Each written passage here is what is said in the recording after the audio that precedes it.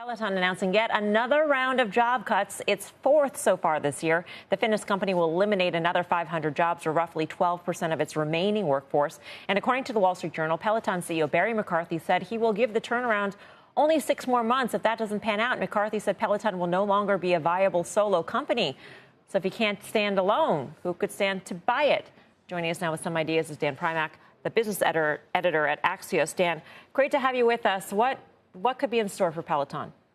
Well, let's start with that 6 months thing, right? Folks inside of Peloton are saying to me, it's not so much that McCarthy is saying we've only got 6 months and the house is on fire, but more 6 months would be 1 year after he took over from the founder, John Foley. He seems to believe the turnaround is going to work, but in 6 months, you'll know for sure, because that's the period. But he has said that he thinks things are on target, despite obviously the huge layoffs today, which are really his first major layoffs that weren't related to something strategic. Earlier ones were about manufacturing, which was a strategic change. There was some stuff in terms of retail as well. But going forward, Peloton is a very interesting acquisition target for lots of companies, particularly both in big tech and in fitness, that don't have anything like it. Big tech like whom? Apple?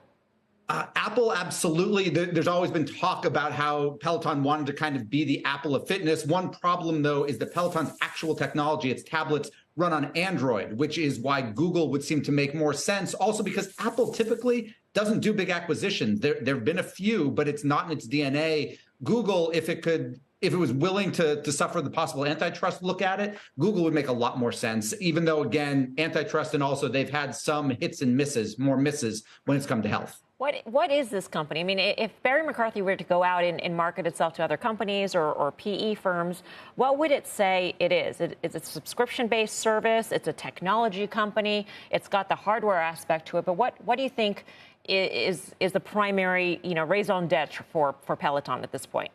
I think he'd argue still that it's a media company, which is what Foley would have argued mostly before him, particularly when you look at some of the stuff McCarthy has done. He's gotten rid, even though obviously you can still buy Peloton bikes or treadmills or rowing machines, hardware, as you say, and the tablets that go on them, he has gotten rid of a lot of the back end that Peloton owned. They were doing their own manufacturing. They're not anymore. That's now third party. They were doing their own delivery, so they were doing their own logistics. They're not anymore. That's also third party. So what he'd really argue is they are a subscription-based media company that still has very low churn among subscribers.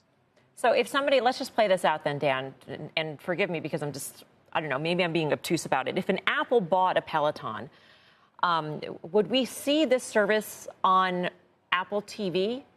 Is it like that? I mean, or does it take Peloton and it sort of revamps the bikes and makes them white and all that stuff, sleek, and also puts their, iPads on the machines?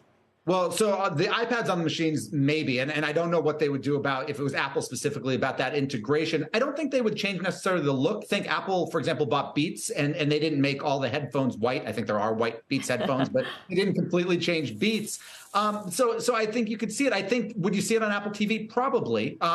Just like if Netflix bought it, you'd probably see an integration there, because Peloton, one of the things McCarthy is trying to do is get more adoption of its app. You can technically get Peloton content without having its bike or without having its treadmill, and certainly putting it on Apple TV or a product like that would make sense.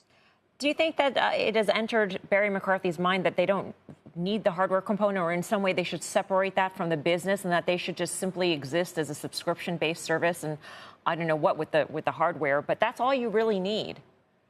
It's partially all you need. It depends. McCarthy continues to talk about the kind of the core fitness as the crown jewel. And part of that crown jewel, at least historically for Peloton, has been the community built around that. And part of that's on social media and on Facebook groups and things like that. But part of that is the interaction people have on the actual machines with kind of the leaderboards and things like that. I don't think he would give up the hardware because, to be honest, the hardware is, even though obviously it's expensive, it is one of the differentiations between Peloton and all the other apps out there that do running classes and do yoga classes, et cetera. It is that physical device. What's your guess, Dan, quickly? In 6 months, Peloton will be independent, bought by whom?